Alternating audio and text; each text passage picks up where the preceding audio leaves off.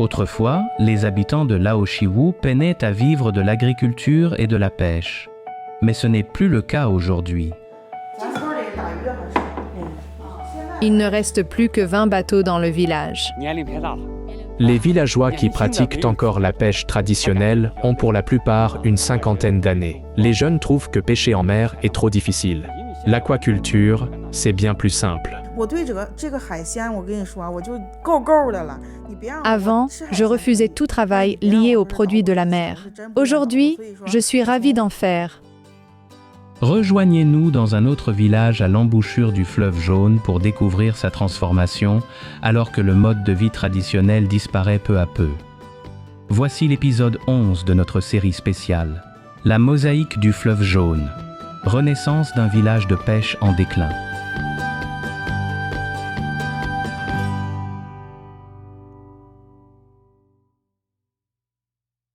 « 11 novembre 2023, village de Laoshiwu, à l'embouchure du fleuve Jaune, province du Shandong.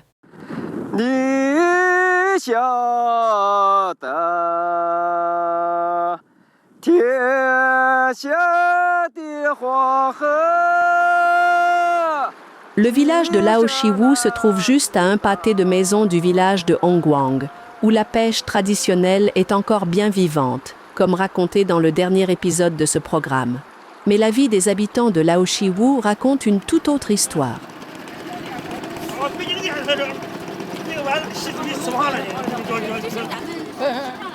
Nous étions en fin d'après-midi, au début du mois de novembre.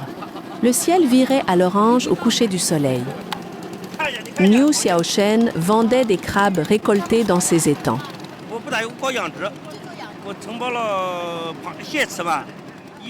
J'ai loué environ 7 hectares d'étangs pour élever des crabes et 27 hectares supplémentaires pour l'élevage des concombres de mer. Niu Xiaochen a expliqué qu'il commençait avec des bébés crabes en mai et les élevait jusqu'à la fin novembre. Quant aux concombres de mer, ils étaient récoltés avant l'été.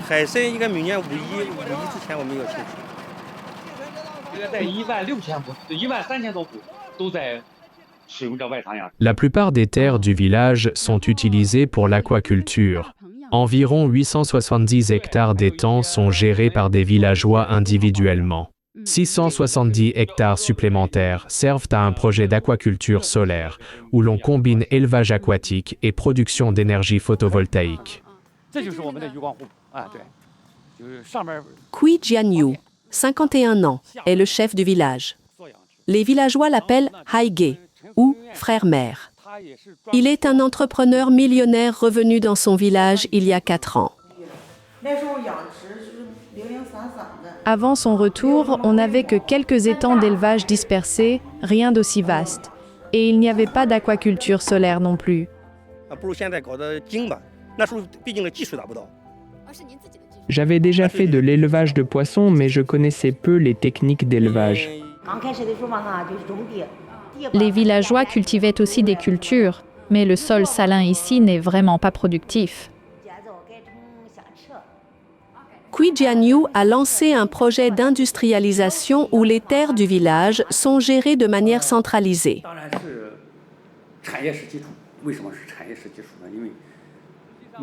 Les industries sont importantes pour le développement d'une région. Nous louons une partie des terres aux villageois pour l'aquaculture. Des services gratuits sont offerts pour les aider à maintenir le bon fonctionnement des étangs. Nous avons également invité des experts de l'Académie chinoise des sciences de la pêche pour nous enseigner les compétences et connaissances en aquaculture.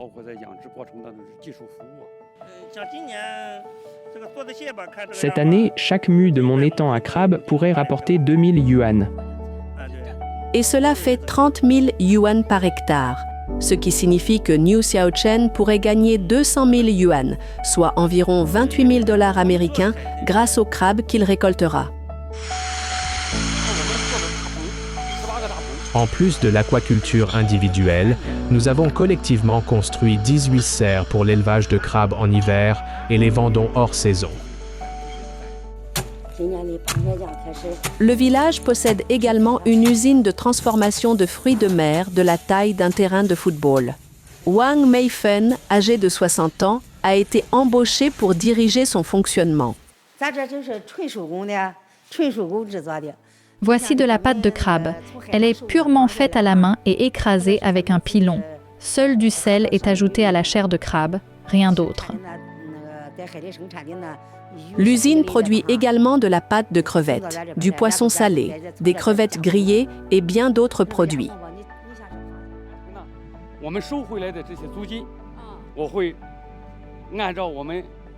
Les villageois sont les principaux actionnaires. Collectivement, nous conservons 20% des revenus comme fonds publics.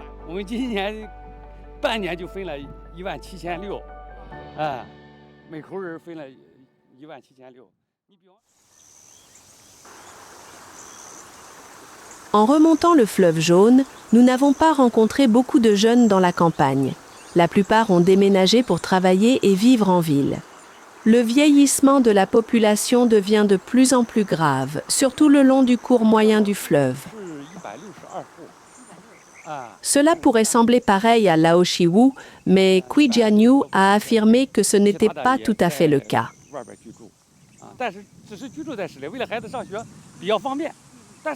Beaucoup de jeunes choisissent de vivre en ville pour que leurs enfants puissent bénéficier d'une meilleure éducation, mais ils reviennent tout le temps pour gérer leurs entreprises dans le village.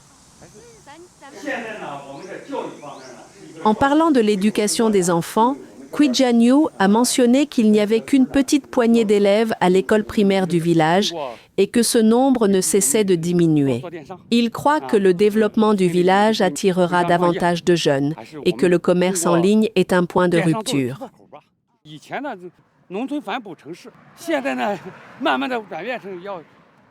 Il est temps que la ville aide la campagne en retour. Au cours des dernières décennies, des millions de paysans en Chine ont migré vers les villes, formant la principale main-d'œuvre de la poussée d'urbanisation du pays. Aujourd'hui, Niu Hui, âgé de 29 ans, fait partie du premier groupe de villageois à revenir chez eux.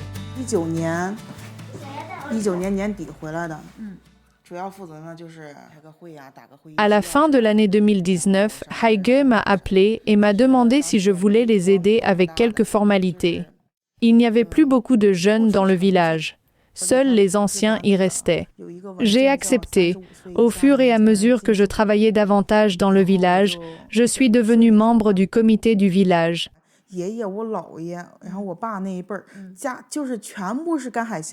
Niu Hui a dit qu'elle refusait de faire tout travail lié aux produits de la mer dans le passé, car sa famille s'en occupait depuis des générations. Maintenant, elle trouve que ce travail est très épanouissant.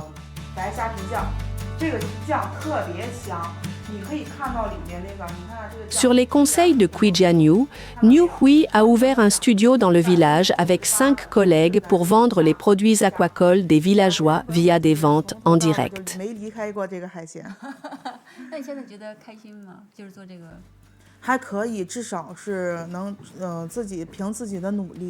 Maintenant, je peux aider les autres et améliorer leur vie.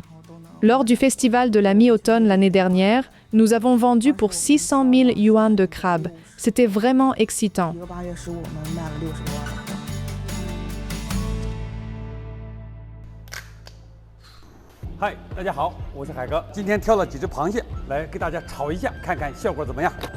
Le chef du village, Cui Jianyu, estime qu'Internet a connecté le village de pêche isolé au reste du monde.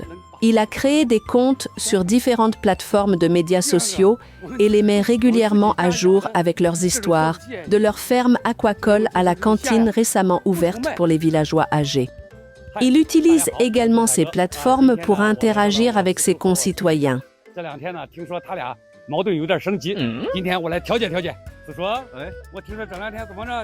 Le travail de Cui lui a valu une large reconnaissance.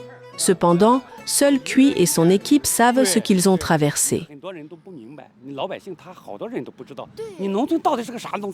Les villageois ne comprenaient pas pourquoi nous devions faire les choses de cette manière. Je leur expliquais en détail chaque fois que je le pouvais. Au début, ils résistaient à tout changement et ne montraient aucun intérêt à vendre nos produits sur Internet. Pendant les 6 premiers mois de notre pratique de la vente en direct, nous n'attirions pas beaucoup d'acheteurs.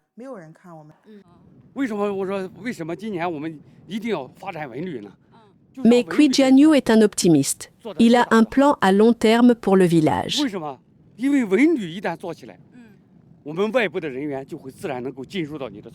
Nous développerons le tourisme pour attirer plus de personnes. Une fois qu'elles seront là, elles achèteront sûrement des produits. De plus, les villageois, en particulier les aînés, se sentiront utiles et nécessaires s'ils sont impliqués. Comment les engagez-vous?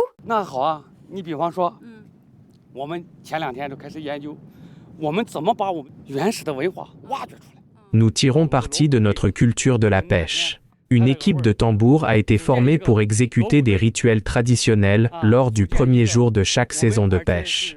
Les villageois âgés peuvent montrer aux touristes comment tisser un filet de pêche. Le comité du village a également loué certaines maisons vacantes des villageois, les a rénovées et les a transformées en maisons d'hôtes et en restaurants. La construction est en cours dans la partie sud du village, où des bateaux abandonnés sont en train d'être transformés en maisons d'hôtes.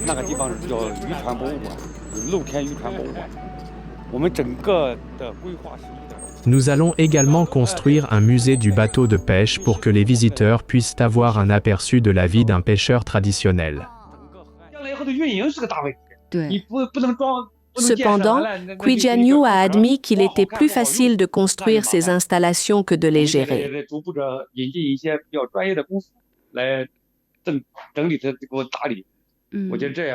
Les villageois n'ont pas de compétences en gestion. Nous allons embaucher des entreprises spécialisées dans l'hôtellerie pour faire fonctionner les affaires et attirer plus de touristes. Les villageois seront employés comme travailleurs. Aujourd'hui, la plupart des villageois ici ont abandonné la pêche, leur mode de vie traditionnel. Il ne reste que 20 bateaux dans le village. Je viens de revenir de la mer et je n'ai pas dormi depuis 30 heures. Les travailleurs temporaires ont démissionné, disant qu'ils étaient épuisés. Avant, je pêchais en mer. Maintenant, je travaille dans l'aquaculture.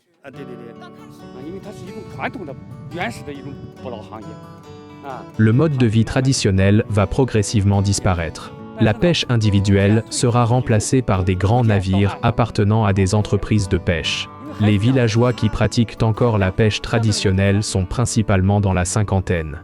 Les jeunes pensent que pêcher en mer est trop difficile. L'aquaculture est bien plus facile.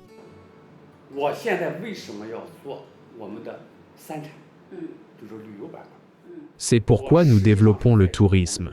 La méthode traditionnelle de pêche est dépassée, mais le tourisme perdurera. Dongying est l'endroit où le fleuve jaune se jette dans la mer. C'est pourquoi nous avons décidé de créer une réplique à échelle réduite du paysage du fleuve jaune. De l'origine du fleuve sur le plateau Qinghai-Xizang jusqu'à la mer de Bohai, des répliques de tous les sites importants seront construites. Ces entreprises créeront davantage d'emplois. J'espère que le développement du village profitera à nos 2 villages voisins. En fait, nous avons déjà commencé à collaborer au niveau du comité du village. Les 2 villages mentionnés par Kui sont le Hongguang New Village et le Yukon Village. Tous 2 vivent encore de la pêche traditionnelle.